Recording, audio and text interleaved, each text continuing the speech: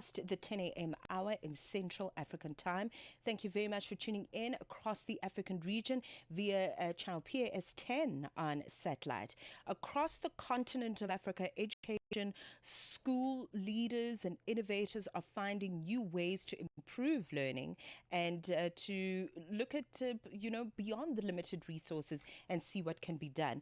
Well, in light of that, the Trevor Noah Foundation is investing in those particular leaders through its Education Changemakers program that is providing leadership training, mentorship, and network of peers working to strengthen education systems on the continent. So, as we speak on this day, the 20th of July, today marks the start of the program's third East and Central Africa cohort that brings together emerging education leaders from across the African region for the next 4 weeks of learning, as we understand it, and collaboration as well as innovation. Let's talk about this wonderful program. We have on the line Mzwandile Msimanga, who is Special Projects and Partnerships Manager at the Trevor Noah Foundation. Welcome to the program. Thank you very much for the time this morning. Morning, Matseko. How are you? I must apologize. Sianda here, Sianda Baba, Program Manager for Trevor Noah Foundation. Mzwandile wasn't able to join us because he's actually in the launch at the moment. So thank you for having me. It's lovely to join you guys. Thank you, Sianda. It's actually my mistake. I was actually told I'm going to be speaking to you. So sorry about that. Thank you very much, Sianda. Let's talk about perhaps if we could ground this for us, for listeners who may not know much about the work of the Trevor Noah Foundation. Tell us about the work and why education is a key focus. Thank you so much for that question. So, the Trevor Noah Foundation has been in existence since 2018, and core to the work that we do is our chairman, Trevor Noah, as he's shared about some of his development and growth areas in education, we are grounded on the principle that education is the seed from which everything grows and everything is developed and learners are nourished and established. And so over the past 7, 8 years, if I'm not mistaken, we have grounded our work in that mission and that value statement to ensure that we invest in education development and invest in education impact throughout the ecosystem of South Africa and East Africa. We have a number of flagship interventions, Education Changemakers being but one. We also have the Kulani Schools program that partners with 19 schools in the Gauteng district. And then we have our Kulani Nati Innovation Fund, which we launched last year as well, still focusing on education impact, but allowing us to broaden our footprint through partners and grantees across the nation. So really the work that we do is humbling in that we want to ensure that learning outcomes are equitable as well as access to quality education is continuously equitable across Africa and Southern Africa. All right. Okay, so I'm talking to you at a very exciting, happy new development as today marks the start of the third East and Central Africa Education Changemakers program. Talk to us about what this program is all about. Thank you. So our Education Changemakers initiative really is so close to our hearts. It's in partnership with the Regional Leadership Center in the Kenyatta University in Nairobi. And the premise at which we are working on is how do we equip and empower educators or innovators in the education space to bring solutions that can respond to the challenges and the social ills that they face in their countries. And so 14 countries are being represented with 65 new cohort members that have been accepted into the program. And overall, we've had 280 graduates, right? And we're grounding this really on how we can support either edtech innovations, responding to challenges in the classroom, responding to challenges around improving education outcomes, as well as how educators can be equipped, mentored, trained, and developed to go back into the classroom and begin to innovate teaching practice from what we know it as traditional to, currently 21st century or development in the 21st century realm. So the program is exciting. It brings together young people that are hungry to give back, but also young people that have such a close sense of what's happening in their countries, and they feel compelled to be the ones to respond to those challenges. Okay, you mentioned so many important things, Sianda, in that response. You know, the improvement of outcomes within education, you know, mentorship, Yes, teaching practices absolutely. that Yes. make sense for the modern world. But perhaps as we elaborate on Mm. that, let's talk about the regions that are participating, East and Central Mm-hmm. Africa. Perhaps you can Mm-hmm. just tell us more about why those particular regions are so good for investment in at this level. Mm. Yeah. Thank you so much. I think as we see, how global politics is changing and generally how the world is moving, so much more innovation is coming out of those regions, right? What we've seen from our past graduates and even from the South Africa cohort is we've had edtech solutions such as the marking app, Mm-hmm. and it responds to how educators can increase their teaching time by decreasing their time with marking scripts. And there's an AI tool that is allowing to carry the weight of marking and efficiently ensure that learners receive assessments back on time. So innovation and the response to social ills is coming from our countries Mm-hmm. very closely as we're monitoring it. And so it's important for us as Trevor Noah Foundation to not only focus our efforts only in South Africa, but broaden the reach and see how we can also have a hand as an education impact partner in supporting those innovations. And I think that's why we were then grounded in placing this partnership in Eastern and Central Africa and allowing Mm-hmm. for some of those nuances to come out and also allowing for those young people to have a voice in bringing forward their innovations. Okay, it sounds wonderful, and I guess these particular regions can then be a shining example of what is possible Yes, across the African continent, which is so good absolutely, long term. absolutely. And then, in terms of how the program is designed and curated, is Mhm, also incredibly interesting because, as I understand it, it is, and of course, with what you've been able to establish with us as we began the conversation, the focus mhm, is on developing the change makers rather than mhm, just improving the classrooms alone. mm, So mhm. perhaps you can talk to us about the thinking behind that. What is the thinking behind that particular approach? Thanks for that.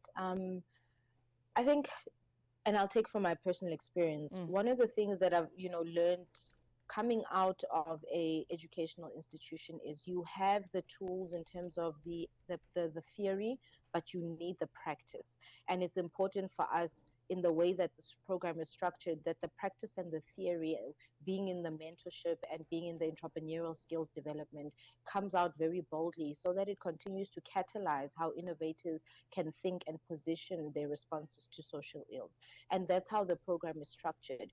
It's all good and well that we can empower you with the intellectual capability, mm, but mm, also the hands-on experience. And that's what this 4 weeks is about. It's about showcasing how you apply your critical thinking, showcasing how you apply your creativity, showcasing what it's like to compete, in the global context as well, and see what's out there, and being able to take all of those cumulative experiences and skills and then bring them forward and allow them to shine forward in your innovation. And so that's how we considered the structure of the program and how we considered the empowerment of the program when it was really put together. All right, we're going to take a break, but I'd like us to return Mhm, and really look at this program and who some of the speakers are, and really just mhm. looking at the desired outcomes of the program as we noted today. In conversation with Sianda Mavuso, she is joining me in her capacity as the programs manager at the Trevor Noah Foundation. Stay with us. Call us on +27 63 406 9126 and contribute to the conversation. Africa World Hour with Mposi Tole.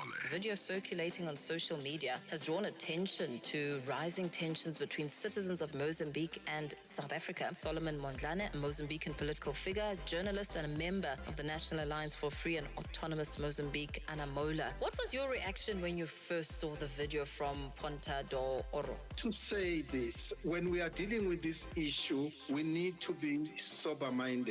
We need to understand that the level level of hate amongst the people from the two nations being South Africa and Mozambique and other African countries is at a level which we need to understand whatever reactions that comes from them. I was a bit disturbed, though I had to be calm and understand the background of such acts, and to also say to myself, we are still going to experience this.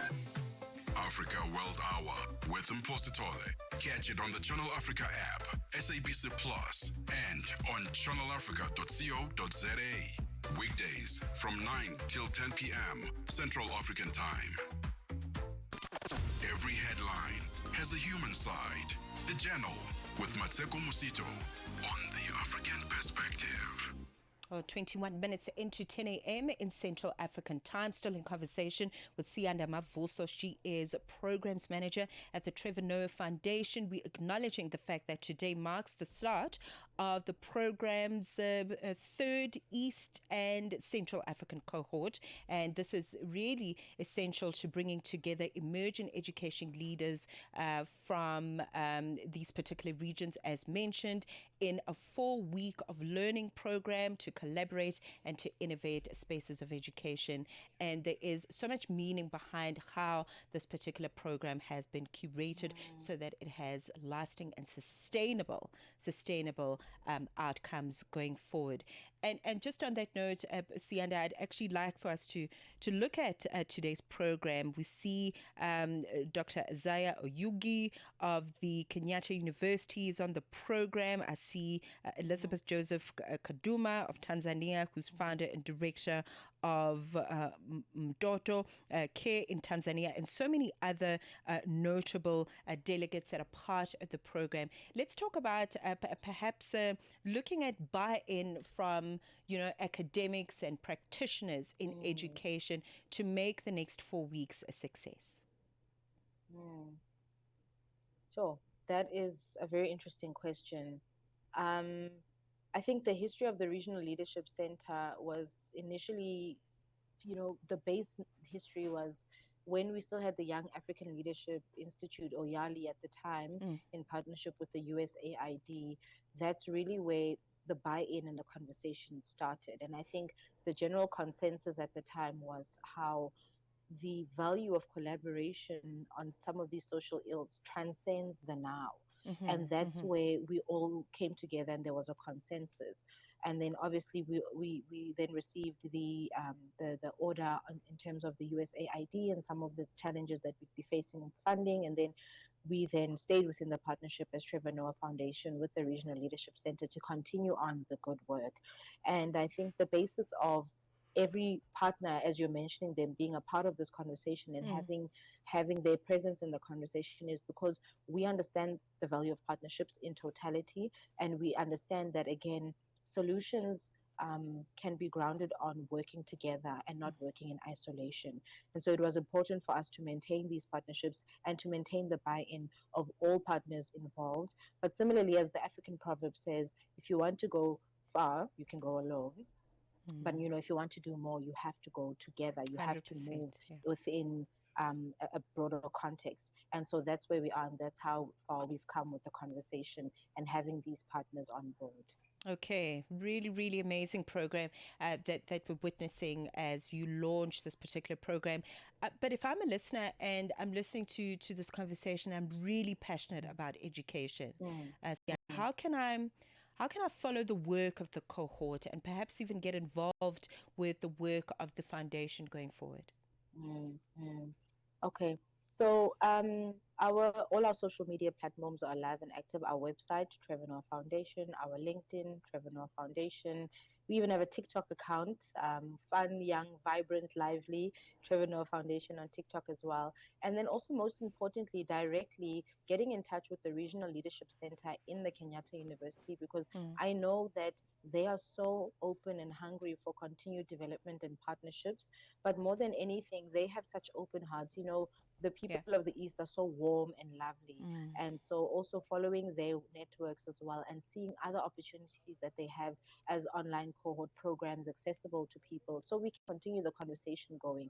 Currently, the cohort applications are closed, and then we'll probably consider reopening for a fourth cohort in the near future.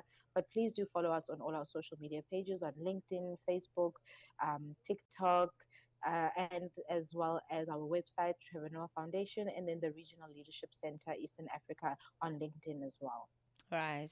This is really wonderful. You know, when we think about the Thank name you. Trevor Noah, we just think of humor. We think how Yes. he pokes fun at the politicians and, you know, the ways Oh. of the world. But it is so wonderful that he started a foundation Yes. that pays attention to things that matter, which means that, you know, he really is going to leave the world a better place. Sianda, this has Thank been you. just so wholesome. Thank you very much and all the Thank you best so going much. forward. Right. Thank you so much, Mateko, for your time. Thank you. Thank you. Thank you very much, Sianda Mavoso, Programs Manager at the Trevor Noah Foundation. They've started a really, really important education program that is shaping the next cohort of leaders through their new program that has been launched as you and I speak, 27 minutes into 10. Across Africa, the legacy lives on. Celebrating Mandela Month on Channel Africa, the African perspective.